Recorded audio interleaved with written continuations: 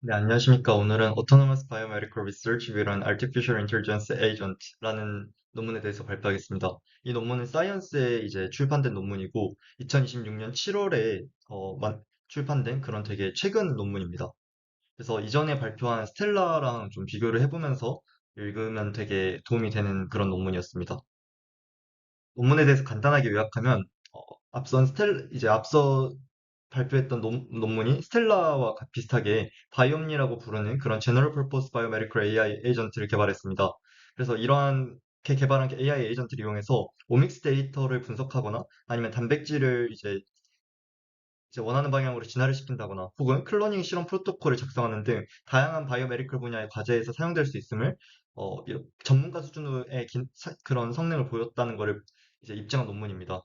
이런 바이옴니를 개발하게 된 동기는 이제 기존의 바이오메디컬 AI 에이전트는 되게 많았지만 대부분 싱글셀 오믹스를 분석하거나 아니면 단백질의 딜하거나 등등 각 AI 에이전트가 여러 과제, 바이오메디컬 분야의 여러 가지 과제들을 해결할 수 있는 게 아니라 특정 과제들에만 너무 국한되어 있어 수행을 했기 때문에 조금 더 제너럴한 퍼포스의 이제 조금 더 일반적인 그런 목적을 가진 바이오메디컬 AI 에이전트를 개발할 필요가 있다라고 판단했습니다, 연구자들은. 그래서 먼저 LLM Powered Action Discovery Agent를 이용해서 수많은 이제 최신 바이오메디컬 분야의 연구 논문으로부터 연구와 관련된 도구 혹은 데이터베이스 등들을 추출을 했고 이걸 이제 바이옴니 E1이라는 액션 스페이스에 저장을 했습니다. 이제 바이옴니 E1이 결국에 스텔라에서 말한 그 툴 오션이라는 이 하나의 그 파트와 같다라고 보면 돼요. 네. 그리고 아무튼 그렇게 해서 저장하고 바이옴니 A1이라는 제너럴 퍼포스 AI 에이전트 아키텍처를 설계해서 그걸 이제 기존의 LLM에 입히는 식으로 해서 실제 연구를 수행한 겁니다. 그래서 이제 플로우를 보면은 사용자가 이제 수행하고 싶은 연구 과제를 자연어로 입력을 하면 이제 알아서 이 바이오메디컬 AI 에이전트인 바이옴니가 단계별로 전략을 수립하고 각 전략을 수행할 수 있는 코드를 실행해서 결과를 보고서나 그림 같은 여러 가지 형태로 출력을 하는 식입니다. 그래서 본격적으로 이제 바이옴니의 이런 프레임워크를 살펴보기 전에 왜 바이오메디컬 AI 에이전트가 필요한지에 대해서 좀 설명을 하겠습니다. 그 이유는 결국에 넘쳐나는 실험 데이터나 아니 분석 데이터에 비해서 그 수많은 데이터를 분석할 수 있는 전문가는 부족하기 때문에 그런 전문가에 있어서 병목 지점이 결국에 전문가의 부재인 겁니다. 즉, 그렇기 때문에 이 수많은 바이오메디컬 데이터를 빠르게, 신속하게, 그리고 효율적으로 분석하면 지금보다 더 많은 그런 미닝풀한 그런 파인딩들을 찾아낼 수 있겠죠.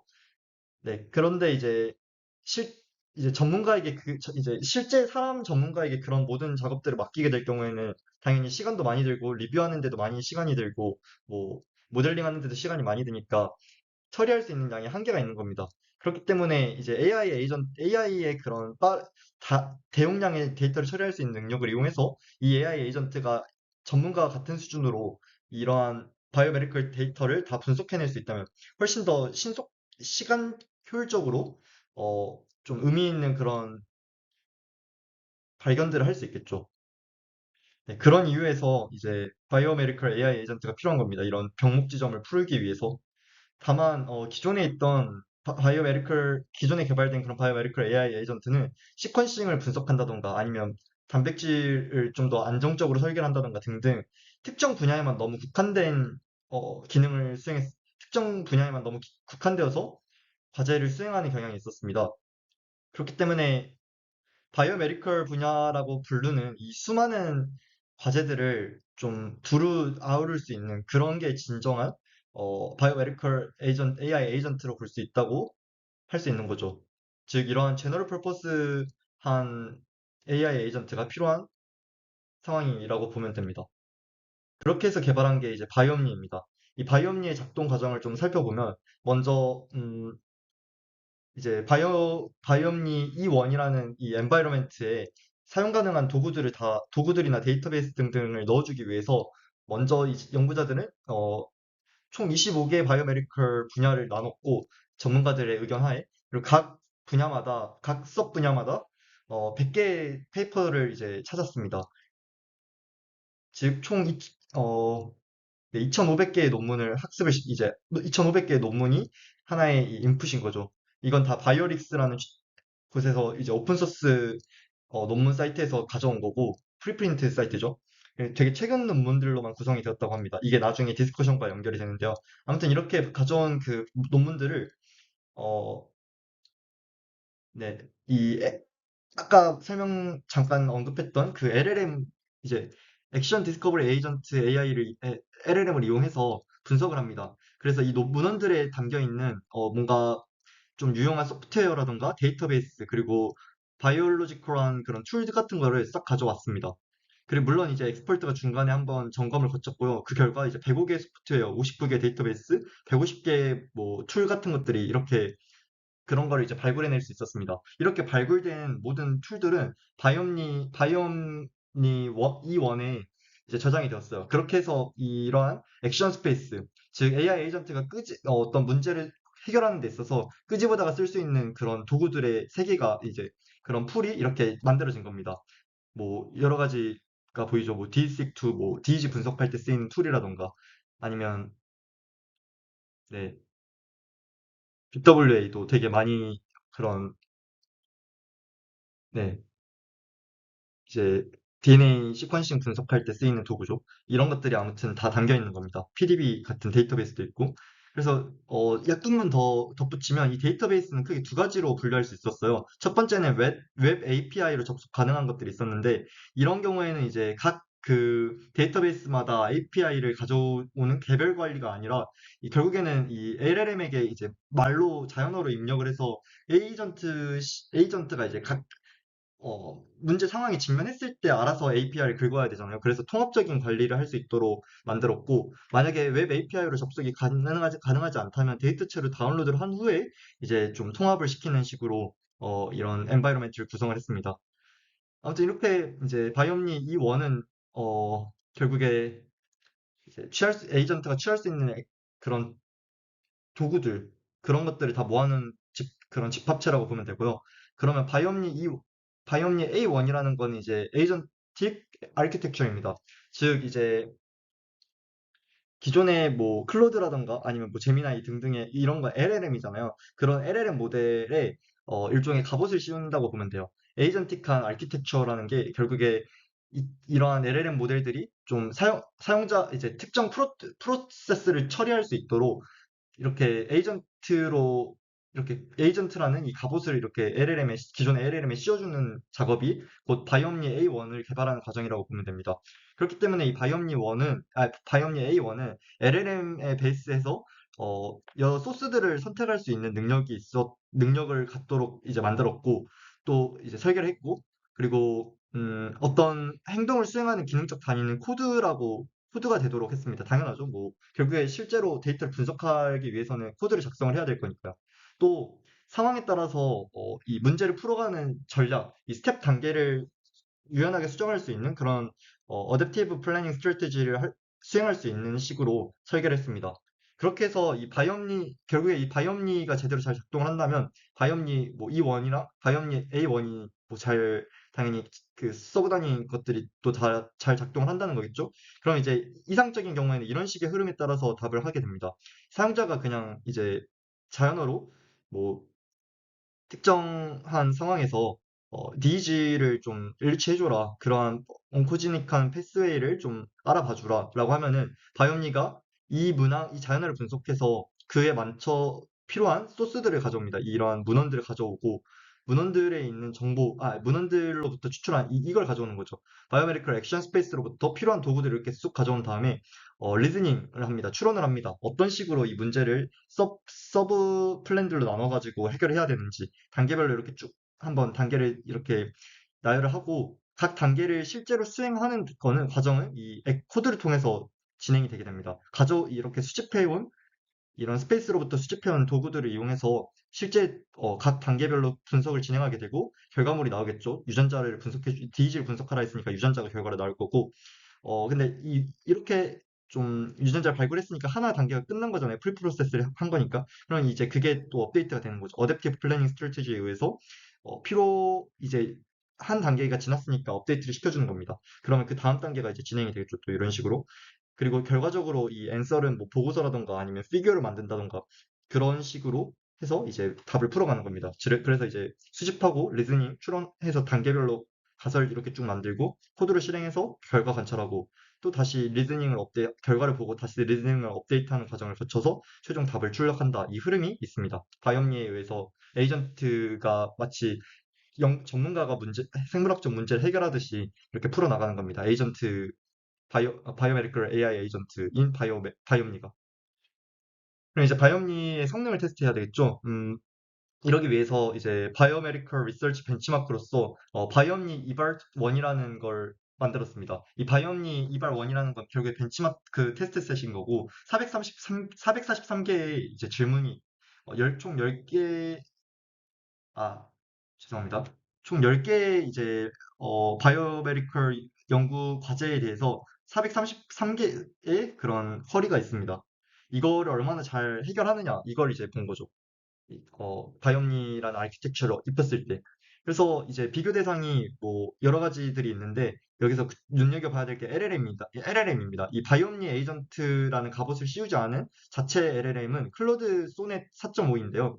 이 친구의 경우에는 이제 바이옴니 이발 1이라는 벤치마크에 대해서 전반적인 성능 곧 어큐러시 정확도가 29.6%밖에 안 된 반면에 바이옴니 1이라는 갑옷을 이제 씌워서 에이전트로서 기능을 할 때는 56.6%까지 그 정확도가 높아진 걸 볼 수 있습니다. 또한 이 비그림은 뭐냐면 LLM 모델을 바꾼 겁니다. 소넷 4.5가 아니라 다른 이제 LLM 모델들을 이렇게 쭉 뒀고 그 LLM 모델들의 바이옴니 에이전트 스캐폴드를 입혔을 때 얼마나 결과가 향상되는지를 본 건데요. 문제도 좀 다릅니다. 여기서는 이제 이미 정해져 있는 그런 과제들, 이제 생물학적인 연구 과제를 풀었다면 이 B에서는 조금 더 제너럴한 생물학적 문제에 대한 질문에 대한 답을 얼마나 잘하는지를 본 거예요. 그래서 어큐러시가 그렇게 막 사실 높진 않은데, 이건 이제 뭔가 특수화된 그런 과제가 아니라 상식적인 거를 상식 테스트를 했다 보면 됩니다. 왜냐면 이 HLE 자체가, 무슨 뜻이냐면, Humanities Last Exam이라는 뜻이거든요. 근데 아무튼 좀 범용적인 질문에 대한 의 정확도를 본 거고, 여기서 근데 결국에 봐야 될 건 이 주황색에 비해서 이 파란색 그래프, 즉 바이옴니 에이전트 스캐폴드를 씌웠을 때 모든 LLM에 걸쳐서 이 성능이 좋아졌다는 겁니다. 에이전트화 되었을 때. 네, 뭐 LLM 모델이 GPT건 클로드건 상관없이 대략 한 6에서 12% 정도 향상되었다고 하네요. 아무튼 그리고 다음으로 이제 좀 해본 거는 그 연구 과제. 이제 이거는 그냥 테스트 셋이었던 거고, 여기는 이제 실제 연구 전문가들과 비교를 한 겁니다. 이건 이제 모델 간의 비교였고, 이건 이제 전문가들과의 비교인데, 싱글 셀 어노테이션, 그리고 레어 디지즈 다이그노시스, GWAS 캐주얼 진 디텍션이라는 세 가지 연구 과제에 대해서, 최소 경력이 5년 이상인 그런 엑스퍼트와 비교했을 때, 우리의 이 바이옴니가 얼마나 그 높은 정확도를 보이는가, 이거를 평가한 거예요. 그리고 이 정확도와 같이 과제를 수행하는 데 시간이 얼마나 걸렸는지도 평가를 했는데 일단 어큐러시 같은 경우에도는 이제 세 가지 경우 모두 전문가가 거의 비슷한 수준의 정확도를 보였습니다.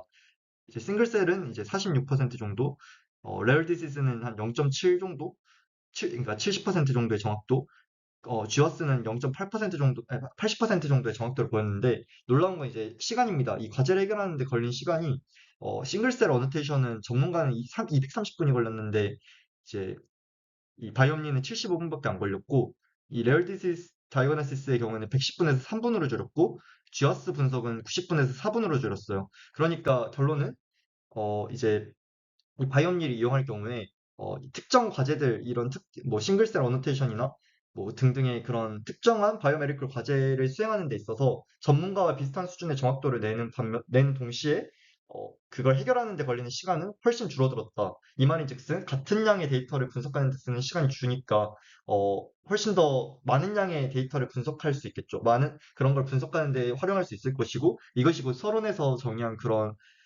문제를 해결하는데 이 바이오메디컬 AI 에이전트가 도움이 될 수 있다라는 거를 입증한 겁니다. 그냥 이제 성능 정도를 본 거고, 이제 실제로 5가지 데모를, 잠시만. 진행하기에 앞서서 하나만 덧붙이면 이제 이 바이오옴니 A1은 결국에 그러니까 그 아까 말했듯이 LLM 모델에 에이전트라는 이제 갑옷을 입힌 거잖아요. 근데 이제 연구자들이 아예 그 LLM 모델 자체도 이 바이옴니 R0라고 하는 그런 LLM 모델, 자체적인 LLM 모델을 만들어 봤습니다. 파인 튜닝 된 거고, 어떤 걸 파인 튜닝 했느냐, 클로드 소넷은 이제 공개되지 않은 그런, 아니, 공개되지 않았다기보다 이 오픈소스 그 LLM 모델이 아니다 보니까 오픈소스 LLM 모델인 어, QWEN이라는 모델을 가져와서 거기에 이제 그걸 좀 파인 튜닝 시켜서 림포스먼트 즉 강화학습을 적용을 시켰어요. 이 그래서 그렇게 해서 이제 강학습을 적용한 그 LLM 모델을 이용했고, 이걸 이렇게 새로운 자체적인 LLM을 만든 이유는, 이 바이옴니 이원이라는 환경을 충분하게 잘 활용하지 못한다라고 연구자들이 판단했기 때문입니다. 그래서 바이옴니 이원과 이제 LLM이 직접적으로 상호작용하면서 보상을 주고 뭐 하는 과정을 통해서 이좀 최적화를 시킨 거고, 결국에 성능을 더 끌어올리기 위해서 그 결과 이제 클로드 소넷을 LLM으로 이용했을 때 대비해서 이제 바이옴니 R0 자체 개발한 LLM을 이용했을 때 어큐러시가 0.557에서 0.669 정도로 높아졌죠. 물론 이제 8비냐 32비냐 이게 모델의 성능 정도인데, 네, 그거에 따라서 좀 당연히 성능이 높은 모델이니까 더 정확도는 높아졌고, 그런 경향성이 이제 모든 여러 가지 바이오메디컬 분야에 있어서 성능의 향상이 일어났다. 즉, 리인포스먼트 러닝을 이용해서 만든 독자적인 LLM 모델을 이용할 경우에 바이옴니의 성능이 더 좋아질 수 있다는 걸 보인 겁니다. 아무튼 여기까지 해서 이제 바이옴니의 성능 평가 같은 거를 알아봤으니까, 이제 이걸 이용해서 실제 바이오메디컬 프로블럼을 푸는 과정들, 즉 데모를 보여야 되겠죠. 여기 논문에서는 데모로 총 5개의 바이오메디컬 과제를 푸는 걸 제시를 했어요. 예, 스텔라는 3개인가 4개인가 제안했는데, 얘는 이제 5개니까 좀 숫자적인 차이도 있고 분야도 사실 다릅니다. 스텔라랑. 그걸 좀 봐보면 재밌을 거예요. 네. 아무튼 첫 번째 적용한 분야는 웨어러블 데이터를 분석하는 데 쓴 겁니다. 이 코비드 19과 연관되어 있는 코비드 19 환자들 이제 피지올로지컬한 리스폰스를 측정한, 즉 이제 심장 박동과 심장 스텝, 그걸 이제 분 단위로 측정한 데이터가 170일 동안 모여있는 엄청나게 방대한 양인 거죠. 1027명을 대상으로 한 거니까 그 데이터를 이제 주면서 그 데이터셋을 주면서 이로부터 그것과 연관되어 있는 그걸 분석해서 이 코비드 19과 연관되어 있는 그런 셀카디안 바이오 마커를 분석해 주라, 이렇게 이제 연구자가 명령한 겁니다. 자연어로 프롬프트를 입력한 거예요. 그랬더니 이제 바이옴니가 문제를 이렇게 순차적으로 나눈 후에 이렇게 뭐, 네, 셀카디안 분석하고 뭐 좀 비교적인 분석하고 해서 리스크 스코어 매기고 등등의 과정을 거쳐서 결과적으로 이제 바이오마커를 발굴해냅니다. 실제로 이 데이터셋을 가져온 문헌이 하나 있는데, 참고 문헌이 있는데, 그 참고 문헌에서 내린 결론과 같은 결론을 내렸고요. 유사한 결론을 내렸고요.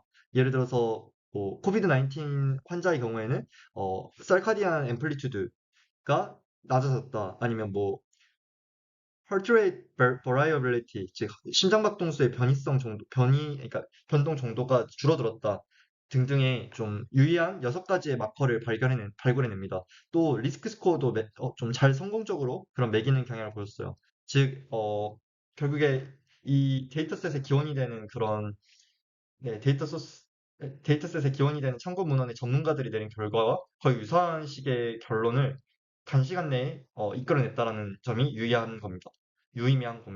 성능을 입증하는 거죠. 이 바이옴니. 두 번째 분야로는 멀티오믹스 적용을 해봤습니다. 이 멀티오믹스 데이터는 이렇게 엄청나게 많은 드롭렛으로부터 얻어낸 그 싱글셀 RNA 시퀀스 데이터와 싱글셀 ATAC 분석 데이터, 즉 이게 유전자가 크로마토솜의 그 열리고 닫힌 상태를 알 수 있는 그런 데이터인데, 이 두 가지 데이터를 아무튼 그 분석을 했고요. 분석 대상이었고, 오리지널 스터디, 이 데이터를 데이터를 제공한 그런 기존의 문헌의 경우에는 사실 디벨롭먼털 트래젝토리와 디지즈 메커니즘에 관심을 맞췄습니다. 이 휴먼 스켈레털 셀에 대해서.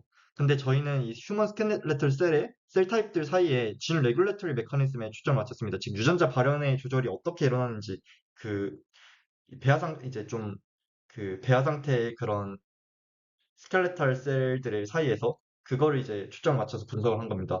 다시 또 그 말을 그대로 담아서 이제 명령을 내렸고, 바이옴니는 이렇게 총 10가지의 단계를 나눠서 어, 과제를 수행을 했습니다. 이 과정을 수행해서 결과를 얻는 데까지 5시간밖에 안 걸렸고, 네, 뭐 좀 과정을 살펴보면 일단 RNA 시퀀스 데이터를 준비한 다음에 그거를 이제 PY 스닉이라는 도구를 이용해서 관련되어 있는 이제 유전자 모티프들을 하나씩 다 찾아낸 다음에 GRM 부스트 2를 돌려서 이 모티프들 사이에 이 그 관계도를 쭉 다 뽑아냅니다. 추론을 하는 겁니다. 진 레귤레토리 네트워크를 추론하고 시스 타겟을 이용해서 그 중에서 별로 필요 없는 그러니까 좀 유의하지 않은 얘들을 걸러냅니다. 그리고 이제 이 아탁식 데이터를 가져와서 실제로 그 유전자, 그러니까 레귤레터리라고 알려진 그 위치에서 이 뉴클레오솜이 열린 상태인지를 판단을 하고 어세서빌리티를 판단을 하고 그것과 대조시켜서 이제 또 한 번 걸러내는 필터링 작업을 진행합니다. 뭐 아무튼 그렇게 해서 최종적으로 이 진 레귤레터리 이제 스켈레털 셀에서의 유전자 조절을 하는 그런 레귤레터들을 발굴하는 겁니다. 실험 결과를 이제 말씀을 드리면 기존의 이제 문헌에서 알려진 이제 그런 오스테오지닉 트랜스크립션 팩터들을 발굴을 성공적으로 했고, 어, 뭐, 런X, 이제 RUNX2 아니면 HHIP 같은 그런 오스테오제닉 트랜스크립션 팩터를 발굴도 했고, 또 안티 오스테오제닉 트랜스크립션 팩터, 뭐 예를 들어서 LMX1B, ALX4 이런 식의 트랜스크립션 팩터도 이제 포함을 했습니다. 이 결과에 포함이 되었습니다. 반면에 이제 해당 좀 기존에 잘 알려지지 않았던 레귤레이터도 3개를 제안을 했는데요. 그게 이제 여기에 있는 AUTS2, ZFHX3, 그리고 PBX1 이런 게 이제 새로운 그런 트랜스크립션 팩터입니다. 근데 이것들이 좀 분석을 해보니까 여러 스켈레털 리니지에 거쳐서 그 높은 레귤레터리한 유전자 발현적인 그 기능을 했다는 게 알려졌어요. 심지어 이것들은 새로운 문헌에도 거의 재현이 안 됐어요. 안 된 상태입니다. 이 말인즉슨 이 바이옴니가 과제를 수행할 때 기존의 이제 문헌에 제시되었던 내용뿐만이 아니라 완전히 새로운 식의 발견도 해낼 수 있다는 걸 입증한 겁니다. 참고로 이 그래프는 이제 뭐셀 타입에 따라서 RUNX2라는 기존의 레귤레이터가 어떻게 어느 정도의 발견을 보이는지 시각화 결과를 제공을 한 거고, 이건 이제 발달 단계에 따른 그 기존에 알려진 그런 트랜스크립션 팩터들의 그러니까 이 발달 과정과의 상관 정도를 본 겁니다. 아무튼 이런 시각화 그림도 잘 뽑아낸다는 걸 이제 이 논문에서는 좀 눈여겨봐야 돼요. 이 결과 자체보다는.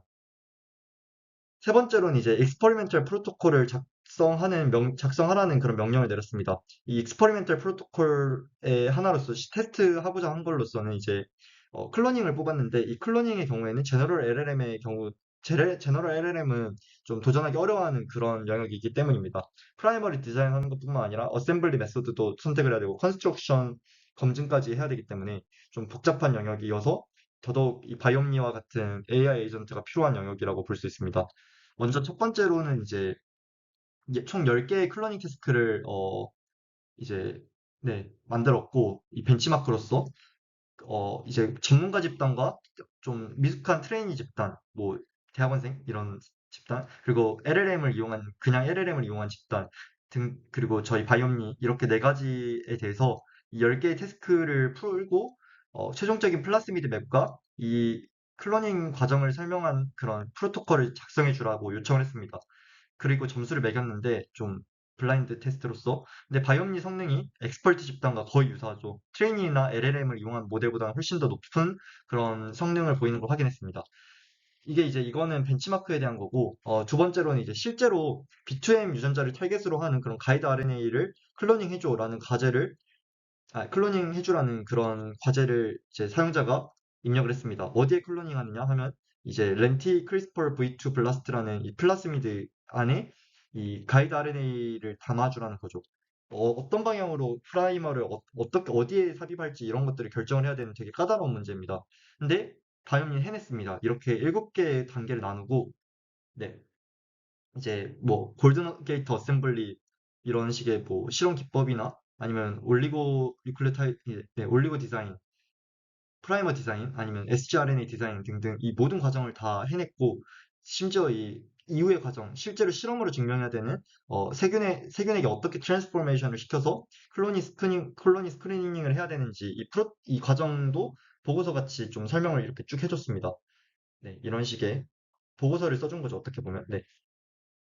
그리고 최종적으로 만들어야 되는 플라스미드 맵도 이렇게 제시를 했어요. 이렇게 제시한 거를 그냥 넘기면 안 되니까 실제로 기능하는지 알아야 되잖아요. 과학자들은 이 AI가 설계해준 플라스미드를 그대로 가지고 이 콜로니 실제 형질 전환과 클로닝 과정을 진행해 봅니다. 근데 놀랍게도 이걸 이용했을 때 콜로니가 형성이 됐어요. 이 말인즉슨 어, 형질 전환이 제대로 이루어졌다라고 볼 수 있는 거겠죠. 제대로 기능하는 그런 플라스미드를 만들었다라고 볼 수 있는 겁니다. 네, 시퀀스를 돌렸을 때나 아니면 콜로니를 이제 육안으로 관찰했을 때나 모두 제대로 된 게 만들어졌다는 걸 알 수 있었습니다. 즉, 바이옴니가 실험적인 프로토콜을 작성하는 데 있어서도 엑스퍼트 수준으로 해낸다라고 볼 수 있는 거죠. 다음 이제 분야로는 몰큘러 디자인입니다. 결국에 그냥 단백질의 썰모 스테빌리티를 높이는 걸 목표로 해서 딜을 수행했다 보면 되는데요. 이거는 이제 앞서 스텔라랑 유사하다고 보면 되죠. 그래서 좀 빠르게 넘어갈게요. 어, 네, 알파폴드 2나 아니면 썰모 MPNN이라는 이제 모델을 이제 바이옴니에 통합을 시켜서 어, 이제 단백질 서열이 주어졌을 때 그걸 더 최적의 방향으로 목표한 방향으로 이제 진화를 시킨다는 겁니다. 그래서 이제 이렇게 사용자가 질문을 하면은 네, 서머스테비를 높여줘라고 최적화해줘라고 명령을 하면 일단은 그 서열을 받아서 알파폴드를 돌려보고 네, 그래서 이제 구조를 좀 예측하고 썰모 MPNN을 이용해서 스테빌리티를 해놓은 이제 좀 예측해 본 다음에 이제 문헌들로부터 어떻게 하면 더 좋은 그런 구조를 만들 수 있을지 답을 가져와서 적용을 해봅니다. 그러면 시퀀스에 변이가 생기겠죠. 그 변이를 가지고 다시 또 이 구조를 보고 서머스테빌리티를 측정하는 등 이 과정을 몇 번 루프를 돌려줍니다. 결국에 D인 거예요. 디렉티드 이볼루션을 적용한 거고 그 결과로 기존의 단백질에서 이제 83번 글루타민을 이소루신으로 바꿔줘.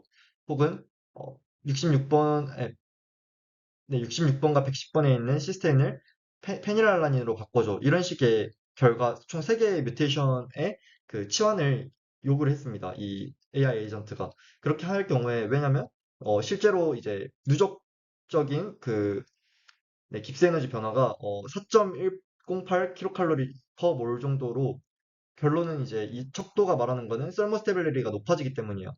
즉, 98%의 시퀀스 아이덴티티를 보이는 동시에 썰모스테빌리티는 기존보다 더 높아진 그런 좀 더 최적화된 그런 단백질 변이를 찾아낸 겁니다.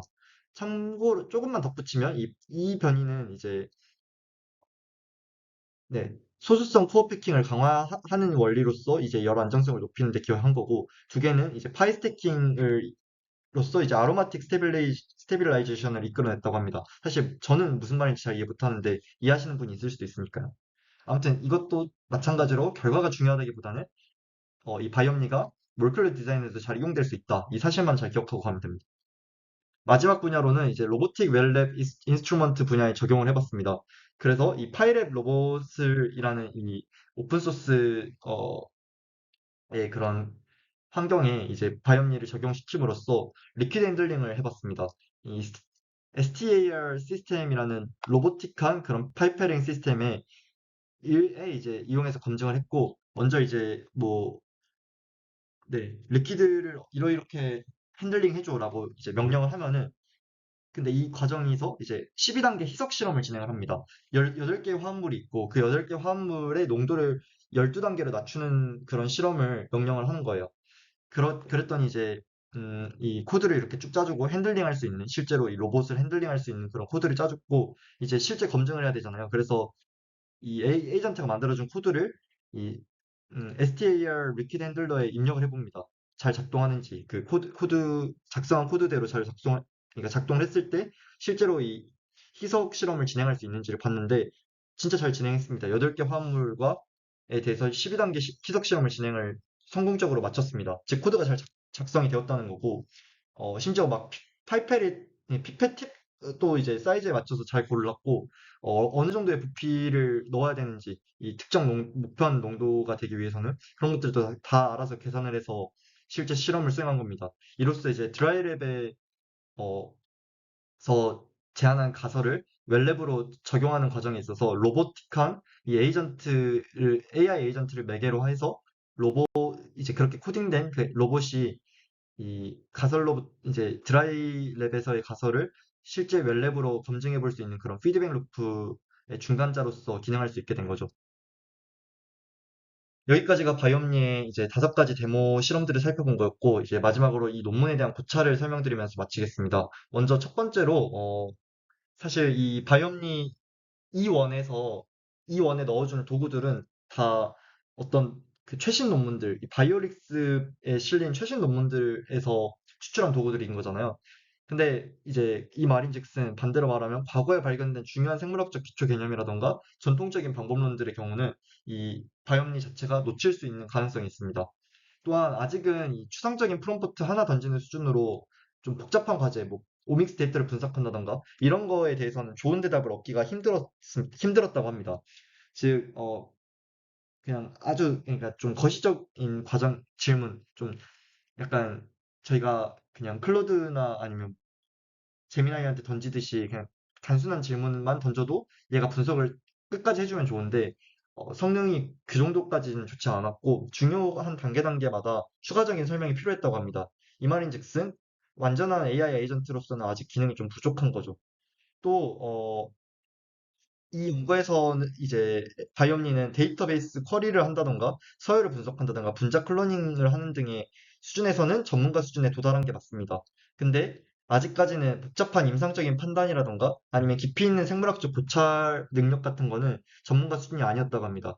이게 이렇게 좀 분야마다 전문가 수준인지 아닌지가 달라지는 이유는 역설적으로 이 바이오메디컬 분야가 얼마나 방대한 영역인지를 방증하는 겁니다. 그렇기 때문에 사실은 이 논문에서 5가지의 데모나 제시했다라고 볼 수 있는데 어떻게 보면 5가지 밖에 제시를 못한 거죠. 사실 바이오메디컬 분야에 있는 수많은 분야들에 대해서 이 제너럴 퍼포스 모델이 잘 작동한다는 걸 보여야 제대로 이제 사용할 수 있을 건데 아직은 그런 데모적인 측면에서의 성능 증명이 좀 이루어지진 그 확실하지는 않다라고 볼 수 있는 겁니다. 또 마지막으로 이건 이제 그냥 제 생각인데 오믹스 데이터에 적용해서 바이옴니가 새롭게 발굴한 레귤레이터가 3개가 있었는데 이 레귤레이터들은 이제 좀 실제로 이 레귤레이터들이 단순히 그냥 통계적인 분석에 의해서 나온 것들인지 아니면 실제 사람 대하에서 좀 기능적인 실제로서 유전자 발현자 조절자로서 역할을 하는지에 대해서 좀 더 연구가 이루어져야 될 것 같다라는 생각이 들었습니다. 그래야 신뢰성이 확보될 수 있을 거니까요. 네, 아무튼 그렇게 해서 좀 고찰해봤고, 네, 이렇게 해서 발표를 마치겠습니다. 감사합니다.